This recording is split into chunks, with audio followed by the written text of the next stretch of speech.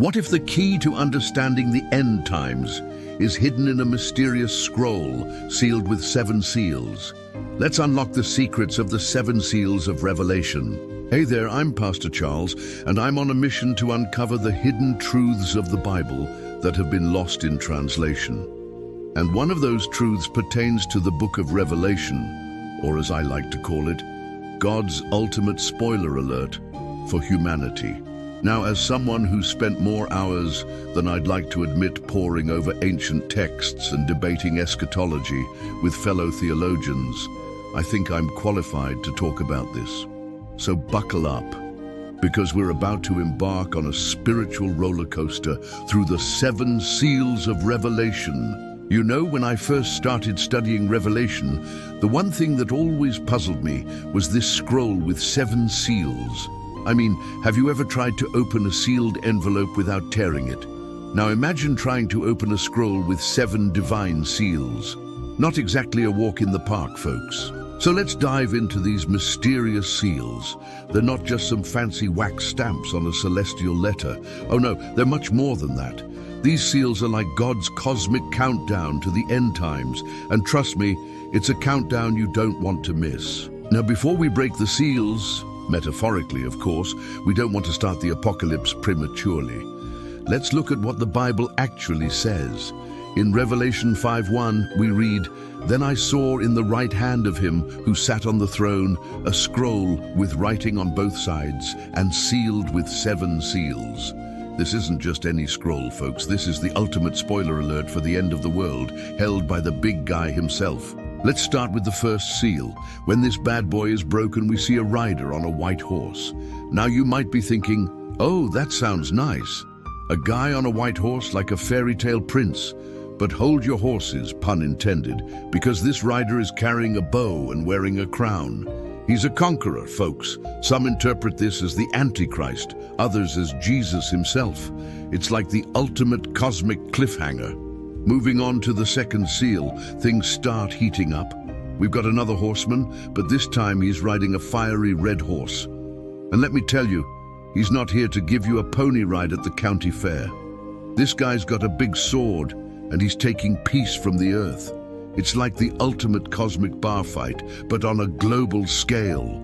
The third seal brings us yet another horseman. This one's riding a black horse and holding a pair of scales. Now, you might be thinking, oh, scales, is this about justice? Well, not exactly. This rider is announcing famine prices for wheat and barley. It's like the ultimate cosmic grocery store markup, but with potentially deadly consequences. Now, just when you thought things couldn't get any worse, along comes the 4th seal. This horseman is riding a pale horse, and his name is Death. Talk about a dramatic entrance. He's given power over 1/4 of the earth to kill by sword, famine, plague, and wild beasts. It's like the ultimate cosmic disaster movie, but with real-world consequences. The 5th seal takes us in a different direction. Instead of more horsemen, we see the souls of martyrs under the altar in heaven. They're crying out for justice, asking God how long until he judges the inhabitants of the earth. It's a powerful reminder that God sees the suffering of his people and that justice will come. The 6th seal brings cosmic disturbances. We're talking earthquakes, the sun turning black, the moon turning blood red, and stars falling to earth. It's like God decided to rearrange the entire cosmos. The kings of the earth and every other person try to hide from God's wrath. It's the ultimate hide-and-seek game, but spoiler alert, you can't hide from God. Finally, we come to the 7th seal. After all the drama of the previous seals, you might expect something even more catastrophic. But instead, we get silence. Silence in heaven for about half an hour. It's like the ultimate cosmic pause button, a moment of anticipation before the next phase of God's plan unfolds. Now I know what you're thinking. Pastor Mike, this all sounds pretty intense. Should I start stockpiling canned goods and building a bunker? Well, here's the thing. The book of Revelation isn't meant to scare us. It's meant to prepare us. It's God's way of saying, hey, heads up, big things are coming, but don't worry, I've got this under control. You see, the seven seals aren't just about judgment. They're about God's plan for redemption. They show us that yes, there will be difficult times ahead, but they also remind us that God is in control, that He has a plan, and that ultimately good will triumph over evil. So what do we do with this information? Well, first of all, don't panic. Remember, we're not called to fear, but to faith.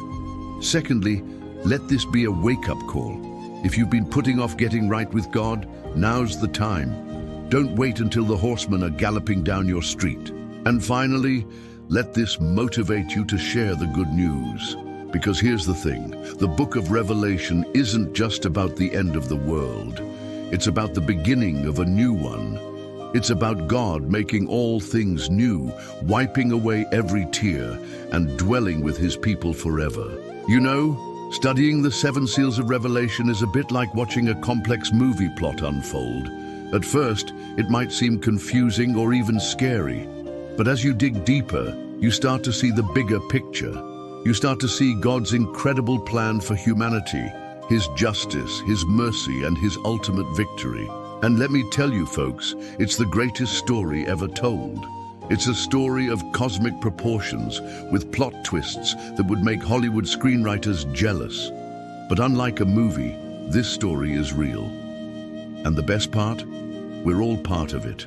So the next time you hear someone talk about the end times or the book of Revelation, don't just think about disasters and judgments. Think about the incredible plan God has for His creation. Think about the new heaven and new earth that await us. And most importantly, think about where you stand in this cosmic drama. Are you ready for the seals to be opened? Are you living each day as if it could be your last? Are you sharing the hope we have in Christ with others? Because let me tell you, when that seventh seal is opened and that heavenly silence is broken, you're going to want to be on the right side of history, or should I say eternity. Well, that's it for this video, folks.